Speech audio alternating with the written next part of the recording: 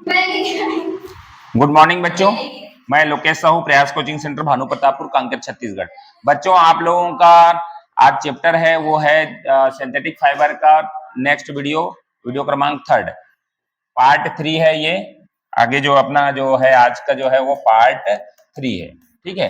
तो ये लिखा है पार्ट 3 में आप जो भी एग्जाम की हम तैयारी कर रहे हैं NMS और जो साइंस प्रयास का है, ठीक है, इसके लिए खासकर काम आने वाला है। तो ये इसके लिए ही हम लोग इसको किए हैं। तो चलिए पहला नंबर क्वेश्चन देख रहे हैं हम लोग। पॉलिस्टर किसका बहुलक है, ये लिखा है ना, पॉलिस्टर।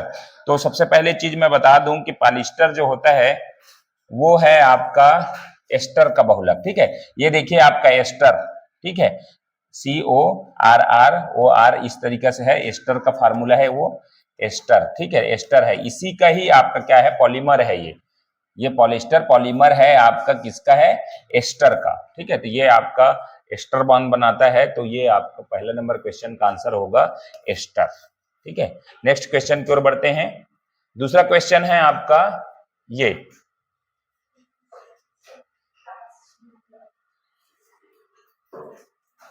दूसरा नंबर 22 नंबर क्वेश्चन है ना। तो 22 नंबर क्वेश्चन को आप देखिएगा।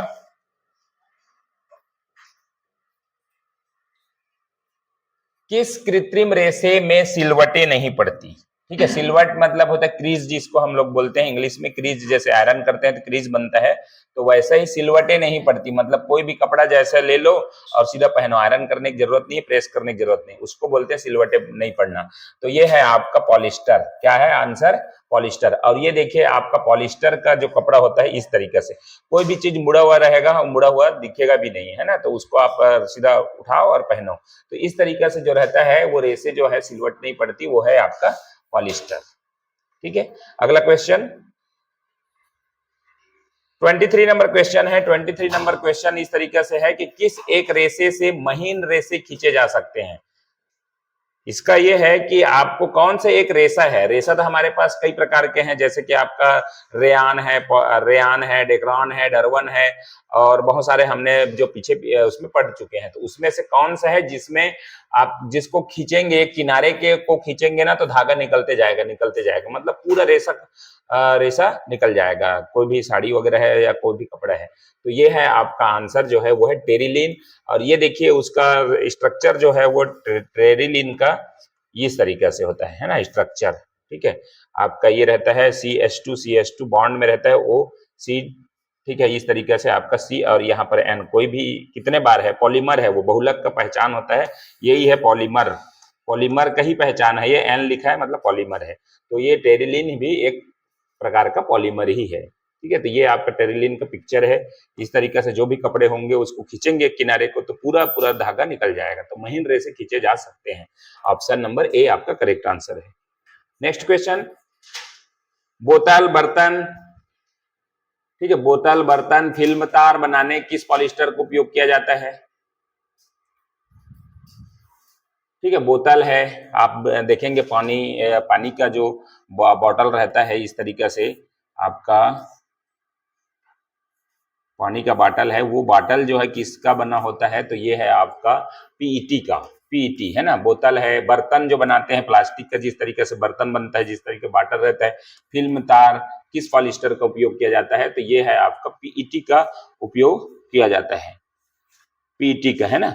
और इसमें आपका इसका जो फुल फॉर्म है, ये पीईटी का फुल फॉर्म यहाँ पर आपको मैं दे दिया हूँ, है ना, पॉलीएथिलीन टेरेप्थलेट, ये इसका है पॉलीएथिलीन टेरेप्थलेट। तो इस तरीके से आपको ध्यान रखना है कि ये आपका पी है और यहाँ से आपका ई आ गया और यहाँ से टी आ गया, तो ये हो गया पीईटी, पीईटी, ठीक है। तो पॉलीएथिलीन टेरेप्थलेट ये आपका इसका फुल फॉर्म होगा।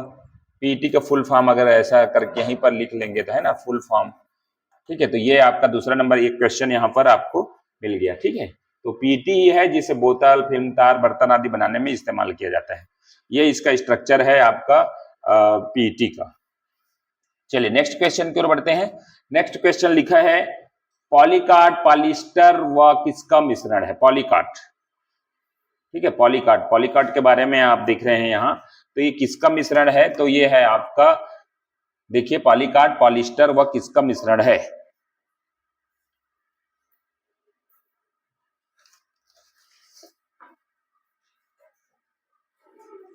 ठीक है, तो यहाँ पर आपका है ये आंसर जो है वो है पॉलिस्टर और कपास।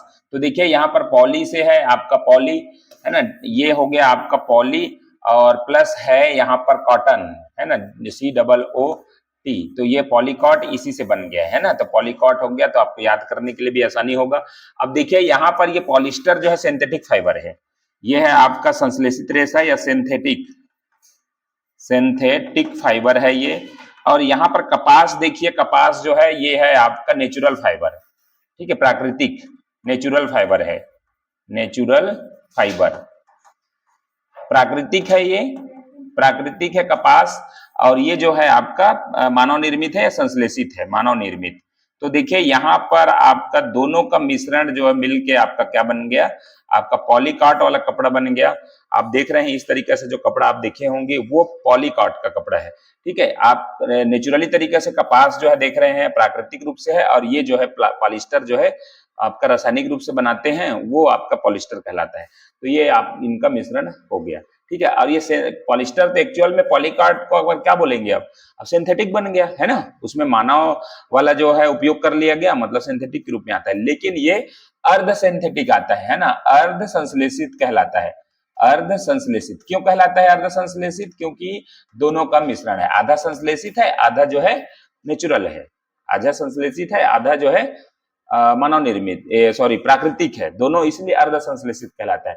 हालांकि इसको डिजाइन प्रदान करने के लिए क्या किया जाता है, बहुत सारा जो है केमिकल का यूज किया जाता है, इसलिए अच्छा बन जाता है पॉलीकॉट का कपड़ा, है ना। तो पॉलीकॉट में आपको और बहुत सारा चीज आपको देखने को मिलेगा, जैसे कि आपका इसमें क्या खास बात है, इसमें और नरम होता है, नरम कपड़ा क्या हो जाता है, नरम या कोमल बनता है, एकदम सॉफ्ट, ठीक है। ये आपका इसमें है, इसलिए पॉलीकॉट का कपड़ा बनाया जाता है, ठीक है। चलिए अगला क्वेश्चन की ओर बढ़ते हैं। 25 के बाद है 26 नंबर। 26 नंबर आप देख रहे हैं यहाँ पर आपका पॉलीवुल पॉलिस्टर व किसका मिश्रण है, पॉलिस्टर, ठीक है। पॉलीवुल एक्चुअल में पॉली और एस्टर, आप देख रहे हैं पॉली और एस्टर, तो यहाँ पर पॉली प्लस एस्टर, अगर यहाँ पर एस्टर लिखा है तो पॉलिस्टर है ना, तो ये जो है पॉलिस्टर हो गया। और पॉलीवुल अब यहाँ पर है आपका इस तरीके से पॉली, और यहाँ पर हो जाएगा आपका उल, उल इसीलिए बना है, उल मतलब होता है ऊन, और ये होता है आपका पाली, पाली उल, है ना, तो इसीलिए पाली का है। तो आपका पॉलिस्टर के साथ क्या होगा, ऊन का जो इस्तेमाल किया जाएगा वो आपका क्या हो जाएगा, पॉलीवुल। अब यहाँ भी वही बातें आ गई, पॉलिस्टर किसका है, सिंथेटिक फाइबर है, सिंथेटिक है ये, और ये जो है ऊन जो है आपका नेचुरल फाइबर है। इसलिए ये दोनों जो है पॉली और पॉलीवुल और पॉलीकॉट, ये दोनों आपका आपका सेमी सिंथेटिक कहलाता है ना। अर्ध अर्ध संश्लेषित मैंने बोला था, तो ये है सेमी सिंथेटिक। इसको आप लिख लीजिए, क्योंकि ना यहाँ पर जो है सेमी सिंथेटिक दो ठो जो मिला के बनाया गया है, एक नेचुरल और एक जो है आपका संश्लेषित, ठीक है। तो ये इसलिए आपका पॉलीवुल जो है आपका सेमी सिंथेटिक है। और ये इसमें है ना, ये पॉलीवुल में मतलब कहने का मतलब है पॉलीवुल तो बन गया, तो आप दोनों का गुण मिलेगा, एक नेचुरल का भी गुण मिलेगा, एक सिंथेटिक का, इसलिए दोनों का मिश्रण है, इसलिए सिंथेटिक सेमी सिंथेटिक के नाम से जाना जाता है। ये आपका पॉलीवुल का इस तरीके से ऊन है और उसमें केमिकल का भी मिला हुआ है, इसलिए पॉलीवुल, ठीक है। नेक्स्ट क्वेश्चन की ओर बढ़ते हैं। नेक्स्ट क्वेश्चन आप देखिए, इसको क्या लिखा है, प्राकृतिक रेशा के बजाय संश्लेषित रेशे का उपयोग कहलाता है। देखिए अब नेचुरल है, नेचुरल फाइबर का इस्तेमाल करके हम लोग क्या करते हैं, ठीक है, नेचुरल फाइबर एक्चुअल में ये जो है प्राकृतिक रेशा जो है ना, प्राकृतिक नेचुरल फाइबर है, उसका उपयोग के बजाय हम लोग ज्यादातर क्या करते हैं, आजकल मानव निर्मित को ही उपयोग करते हैं, है ना, मानव निर्मित का ही उपयोग किया जाता है, क्योंकि ना इसका जो सिंथेटिक प्राकृतिक रूप से बनता है ना, उसका बहुत कम मतलब चलन में है, तो उसमें अगर कुछ केमिकल बना के आपका कर दिया जाए तो इसको उपयोग कहलाता है। और उसको एक उपयोग के रूप में और देखा जाता है, वो है आपका एक्रेलिक।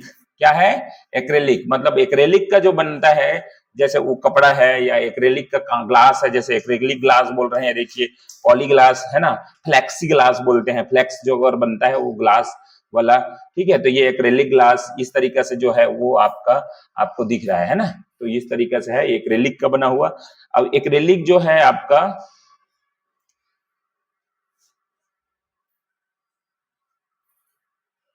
ठीक है, एक्रेलिक पेंट भी होता है, एक्रेलिक पेंट के रूप में भी मिलता है एक्रेलिक पेंट। तो वो सारी चीज एक्रेलिक है और वही है आपका सिंथेटिक यूज, ये एक्रेलिक कहलाता है। ठीक है, नेक्स्ट नंबर है 27 के बाद 28 नंबर क्वेश्चन। स्वेटर, शाल, कंबल बनाने में किस संश्लेषित या कृत्रिम रेशे का यूज किया जाता है? संश्लेषित या कृत्रिम है यहाँ पर है कृत्रिम, है ना, कृत्रिम। ठीक है, कृत्रिम रेशे का उपयोग किया जाता है। ठीक है, तो यह है एक्रेलिक। स्वेटर, शाल, कंबल बनाने में जो इस्तेमाल किया जाता है वो आपका एक्रेलिक ही है। ठीक है, एक्रेलिक का ही यूज करते हैं आजकल इस तरीके से जो बनाते हैं, ऊनी जैकेट जो मिलता है वो सारी चीज। ठीक है, अब चलते हैं next 29 number question. 29 number question है, इनमें से कौन एक प्लास्टिक का प्रकार नहीं है? अब देखिए यहाँ पर प्लास्टिक है। अब तो प्लास्टिक को आपको थोड़ा सा मैं बता दूं यहाँ पर कि एक्चुअली प्लास्टिक जो है वो आपका प्लास्टिक, ठीक है, प्लास्टिक आपका दो प्रकार से होता है। अब ये एक्रेलिक इसका आंसर है ना, इनमें से कौन एक प्लास्टिक का प्रकार नहीं है? तो प्लास्टिक के प्रकार में आपको बहुत सारे चीज आता है। जैसे प्लास्टिक को दो भागों में बांटा गया है, एक है आपका थर्मोप्लास्टिक और दूसरा है thermosetting plastic. Thermosetting plastic,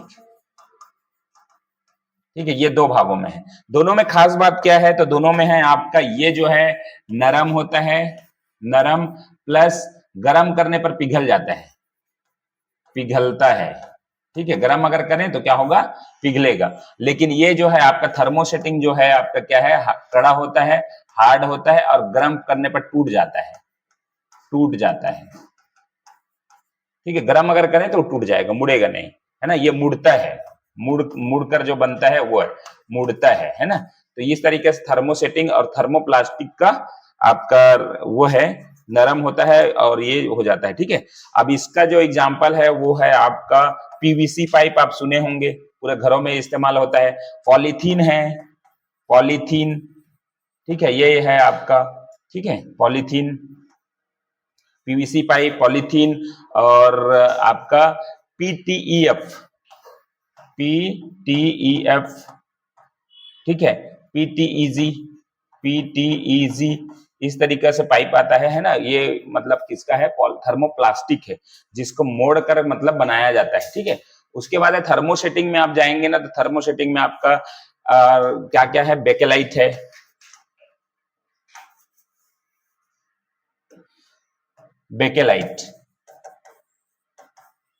bakelite या मेलामाइन, ठीक है, और है एक तो है एपॉक्सी, बेकेलाइट, मेलामाइन और एपॉक्सी। रेजिन आप सुने होंगे, रेजिन का, ठीक है, रेजिन है, रेजिन मतलब एक तरीके से गोंद का बनता है, रेक्सिन जिसको हम लोग ज्यादातर बोलते हैं, है ना। ये सारे बेकेलाइट, मेलामाइन और एपॉक्सी रेजिन के नाम से ये है एग्जांपल है इसका। पीवीसी, पॉलीथीन, पीटीईएफ, ये अभी और आएगा, मैं उसमें आपको और इसके फुल फॉर्म वगैरह मैं बताऊंगा। ठीक है, अगला जो है इससे बहुत सारे क्वेश्चन आपको देखने को मिलेंगे। ये प्लास्टिक है और ये एक्रेलिक क्या है? प्लास्टिक ये चीज है। देखो, पॉलीथीन हो गया, पीवीसी हो गया, बेकेलाइट मैंने यहाँ पर लिखा दिया है, ये प्लास्टिक के अंतर्गत आते हैं। लेकिन आपका एक्रिलिक जो है तो ये तो सिंथेटिक फाइबर है ना, सिंथेटिक फाइबर, ठीक है, मानव निर्मित रेशा है वो। ठीक है, एक्रिलिक जो हमने अभी अभी पूरे क्वेश्चन में किया। ठीक है, चलिए नेक्स्ट आपका है वो है आपका लास्ट क्वेश्चन इस वीडियो का।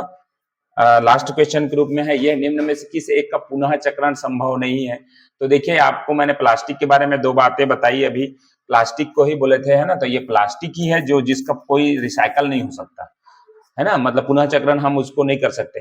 हालांकि कुछ प्लास्टिक होते हैं जिसको अपन गलाकर या कुछ नया रूप दिया जा सकता है। तो प्लास्टिक में हम लोग और जाके पढ़े हैं अभी इसमें थर्मोसेटिंग और थर्मोप्लास्टिक। थर्मोसेटिंग को मतलब बनाया नहीं जा सकता, मोड़कर या नया आकार नहीं दिया जा सकता, लेकिन थर्मोप्लास्टिक है, इसका यूज कुछ दूसरे रूप में भी किया जा सकता है। एक बार मतलब ये आधा इसमें काम करता है। तो ये प्लास्टिक ही है जिस इसका आंसर निम्न में से किस एक का पुनः चक्रण संभव नहीं है? Which is not possible to recycled, recycle नहीं होता। ठीक है, इसीलिए बैन किया जाता है सरकार द्वारा कि प्लास्टिक की इस्तेमाल ना करें। ठीक है, तो चलिए ये वीडियो यहीं पर समाप्त करते हैं। 30 नंबर क्वेश्चन तक गए हम लोग, लगभग 60 के आसपास क्वेश्चन करने वाले हैं। तो इस वीडियो को यहीं पर समाप्त करते हैं। वीडियो अच्छा लगा लाइक शेयर कमेंट जरूर करें और हमारे चैनल को सब्सक्राइब करें। धन्यवाद।